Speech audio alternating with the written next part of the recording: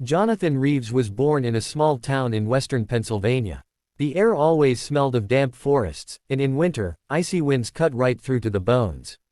His father worked at a steel mill, and his mother was a nurse at the local hospital. They weren't wealthy, but neither were they poor. They lived paycheck to paycheck, believing that hard work could solve almost anything. As a child, Jonathan loved listening to stories from his grandfather, who had fought in the Korean War. The old man didn't tell much, always pressing his lips together when the tales got too intense, but there was strength in his voice, a sense of experience that fascinated young Jonathan. He thought, this is real life, true challenges that shape a person. Yet he also saw the other side. Despite respecting his grandfather, his father despised all things military. He would always say, "Don't believe in the romance of war, son. There's nothing there but pain." Jonathan carried this internal conflict for a long time. On one hand, pride and curiosity, on the other, caution and fear. At school, he was average, not the best, not the worst. He loved sports, especially running and basketball. His coach often said he had stamina that others lacked. Yet he had no real plan for life. When teachers asked what he wanted to become, he only shrugged.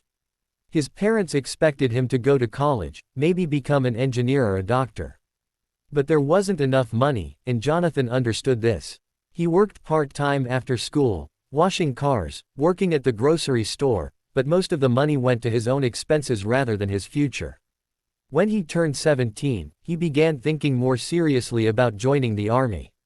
Military recruiters visited schools regularly, bringing brochures, talking about benefits, promising college tuition after service. For many small-town boys, it seemed like the only chance to break out into the big world. His mother was firmly against it. She had seen veterans come back with both physical and emotional scars. She feared he might experience the same. But Jonathan felt suffocated at home.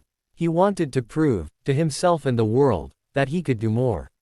That summer, after graduation, he sat with friends by the old quarry where they usually swam. They all dreamed of the future. One wanted to study law, another to work on oil fields in Texas. Jonathan remained quiet. Finally, he said, "I think I'm going to join the army." His friends were surprised but didn't argue. In their town, decisions like that were not uncommon. That fall, he signed the contract. It was a turning point. His father shook his hand silently, both recognition and worry in that grip. His mother cried. Jonathan felt fear, but also relief. Now he had a path. He didn't know where it would lead, but he understood there was no turning back. Jonathan never forgot the morning he was first put on a bus with a dozen other recruits. They all looked equally bewildered. Oversized backpacks, caps pulled down hiding their insecurity more than the sun, faces trying to appear serious. A recruiter, a sergeant of middle age with short hair and tired eyes, walked between the rows. He didn't shout or smile, just checked the lists and said, "Remember this moment. This is the end of your old life." Jonathan gripped his rucksack strap tighter than necessary. His chest burned. He realized he was leaving home for the first time, not for a few days or weeks, but maybe for years. Basic training was far south. When the bus arrived, recruits were met with the shouting of instructors. It wasn't just discipline, it was a barrage of sounds meant to strip away their civilian identities. "Move faster. Head down. You're in the army now, boy." Jonathan felt his heart pound so hard he could barely hear the commands. He was made to stand at attention, turn in his gear, and change into the uniform. He looked at the other's eyes and saw the same fear and questions he felt himself. What am I doing here? The first weeks blurred together into an endless day. Wake up, calisthenics, marching, shooting, cleaning, training. The instructors were relentless, breaking recruits down only to rebuild them stronger and more disciplined. At first, he hated it. His legs burned, muscles ached, fingers blistered from weapon training. But gradually he felt a strange relief. In the army, he didn't need to decide who to be, orders dictated everything. He only had to follow. His closest friend became Michael, a skinny boy from Texas with a constant grin. He could joke even while doing push-ups on the cold asphalt. They supported each other. When one fell during a march, the other helped him up. Their friendship was forged not from interest or affection, but from sheer necessity to survive. The most thrilling moment was Jonathan's first live fire exercise. He had never held a real rifle before. The weapon felt heavy and cold. "This is your best friend," said the sergeant. "Take care of it, and it will take care of you." Jonathan held his breath as he squeezed the trigger. The shot rang in his ears. The target fell. A strange mix of fear and pride surged inside him. After weeks of training, Jonathan realized he was changing. His body had grown strong, his movements precise, yet a coldness settled inside. He rarely thought of home. His old life felt like a dream fading away. On the plane carrying them overseas, there was a tense silence. Soldiers sat in rows, looking like boys forced into roles too big for them.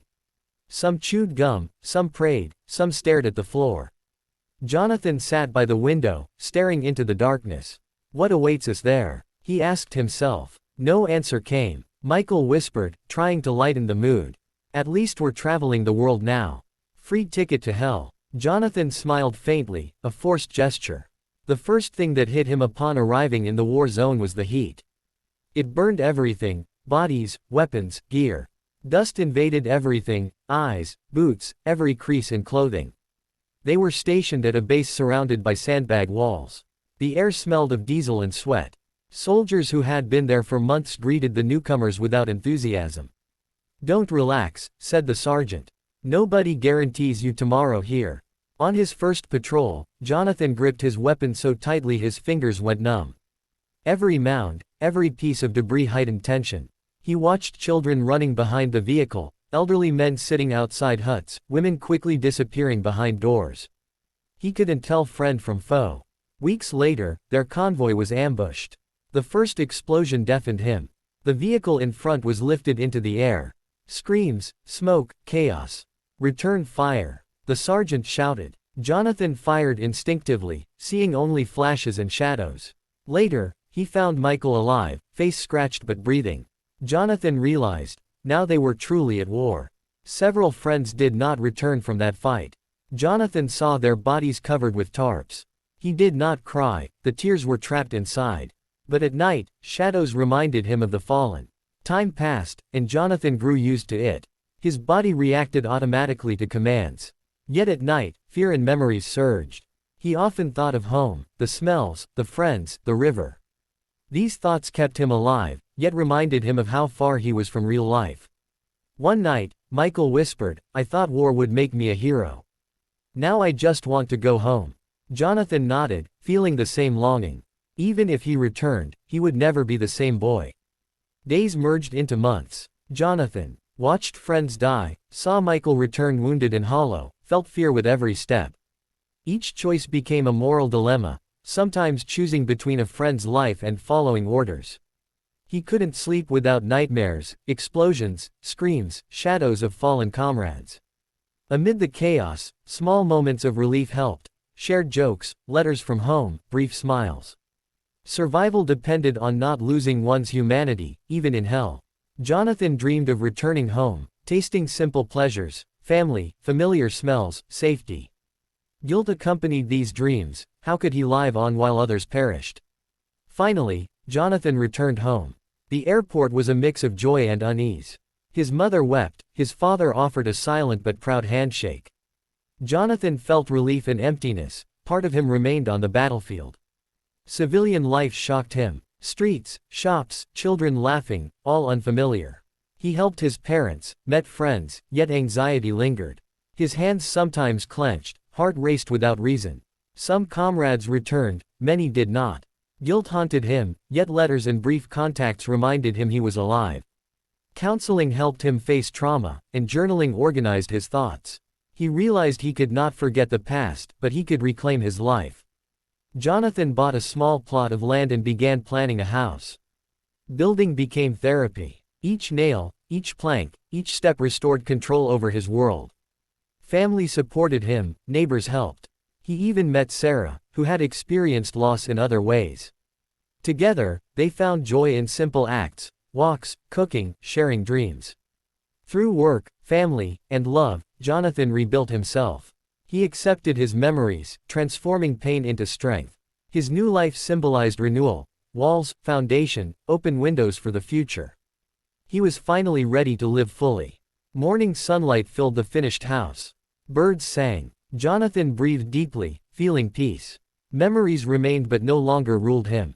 Through family, Sarah, and community, he discovered that true victory is living, not just surviving.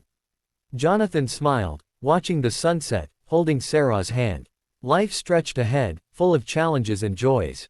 He was ready. I can continue Jonathan's story from this point, carrying forward his healing, relationships, and the choices he'll face next. Here's the continuation. Jonathan's new life did not erase the past, it reshaped it. The memories of war never left him, but instead of drowning in them, he began using them as a compass. He wanted to live differently, slower, more present, more grateful. He started volunteering at the local community center, first by helping with repairs, then by mentoring troubled teens. Many of them reminded him of himself, restless, uncertain, wanting to escape but not knowing how. Jonathan never lectured them. Instead, he told stories, not of battles or medals, but of choices, consequences, and the weight of regret. The boys listened, sometimes silently, sometimes with questions. One of them, a lanky kid named Trevor, began following Jonathan around like a shadow. Sarah noticed. "You're becoming a role model," she said one evening as they cooked dinner together. Jonathan shook his head. "I don't know if I'm the right man for that." "You are," she replied firmly. "Because you don't pretend to be perfect." Her faith in him became his anchor. Seasons passed. The small house became a home, filled with laughter, the smell of fresh bread, Sarah's sketches on the walls, and Jonathan's old boots by the door. When Sarah discovered she was expecting, Jonathan felt a fear he had never known on the battlefield. "A father," he whispered. "What if I can't?" "You will," Sarah interrupted, placing his hand gently on her belly. "Because you already are. To me, to Trevor, to the kids at the center. You've been ready all along." The day his daughter was born, Jonathan held her and cried openly for the first time since returning from war. Her tiny fingers clutched his, and he felt something shift inside him, a promise, a new mission. Years went by. Jonathan worked as a carpenter, building homes, fixing barns, leaving his mark on the town in wood and stone. People trusted him, not just for his skill but for his quiet honesty. He never raised his voice, but his words carried weight. At night, when Sarah read stories to their daughter, Jonathan would sit nearby, whittling small toys out of leftover wood. He carved horses, birds, even a miniature soldier. When his daughter asked who it was, Jonathan hesitated. "That's someone I used to know," he said softly. One autumn evening, he received a letter. Michael, the friend from Texas who had survived with him, was coming to visit. They hadn't seen each other in over a decade. When they met at the train station, time seemed to collapse. Michael looked older, his body scarred, but his grin was the same. They embraced tightly, like brothers reunited. "Remember what I said on the plane?" Michael chuckled. "Free ticket to hell." Jonathan smiled, but his eyes grew wet. "Yeah, but we made it back." They spent hours talking, remembering those who hadn't returned, sharing how they had survived afterward. Sarah joined them, listening quietly. When Michael left, Jonathan felt a sense of completion, as if another piece of his past had settled into place. On his daughter's 10th birthday, Jonathan built her a treehouse in the backyard. He worked for weeks, crafting it strong and safe, with wide windows to let in the light. When it was finished, he stood below, watching her climb inside with joy. "Why a treehouse?" Sarah asked, hugging him from behind. Jonathan looked at the sky, the branches swaying gently. "Because I want her to know what it feels like to be safe, to have a place of her own. Something I never had when I was her age." Years later, Jonathan would sit on the porch, gray in his beard, his daughter grown, Sarah still by his side. The scars of war remained, but so did the legacy of healing. He understood now what victory meant. Not medals, not battles won, but building something lasting, love, family, community. And when neighbors passed by, waving, they didn't see a soldier haunted by the past. They saw Jonathan Reeves, the man who built homes, raised a family, and turned his pain into strength. Jonathan's daughter, Emily Reeves, grew up surrounded by the smell of wood shavings, the laughter of her mother, and the quiet strength of her father. She loved sitting in the workshop, watching Jonathan shape rough planks into something beautiful. To her, it was magic, how patience and hands could create safety, warmth, and love. She often asked about the little wooden soldier her father had carved years ago. One evening, when she was 16, Jonathan finally told her the truth. About Michael, about the war, about the fear and pain he had carried. He didn't describe battles in detail, but his eyes, deep and steady, told her everything she needed to know. "Why did you fight, Dad?" she asked softly. Jonathan thought for a long moment. "Not for glory. Not for medals. I fought because sometimes you don't choose the fight, the world puts it in front of you. But the real battle is what you do afterward, whether you can live, love, and build again." Those words stayed with Emily. She grew into a young woman with her father's endurance and her mother's compassion. Unlike Jonathan, she didn't dream of leaving town to escape it, she dreamed of leaving to bring something back. She studied social work at college, determined to help children who grew up without safety or love. When she returned home, she didn't just visit the community center where her father once mentored kids, she expanded it. She started programs for veterans' families, workshops for teenagers, art therapy for children. Jonathan, older now, helped her build the new wing with his own hands, hammering nails beside her as if passing a torch. One evening, as they stood together outside the finished building, Emily looked at her father. His hair was gray, his back slower, but his eyes still carried the same quiet fire. "You know, Dad," she said, "everything I've done, it started with you. You showed me how to turn pain into something good." Jonathan placed his rough, calloused hand over hers. "And you, Emily, showed me what it means to hope for the future." Years later, after Jonathan was gone, the community center carried his name, the Reeves House for Hope. People remembered him not just as a soldier, but as a builder, of homes, of lives, of love. And Emily carried that legacy forward, proving that sometimes the greatest victory is not surviving the past, but planting seeds for a better tomorrow.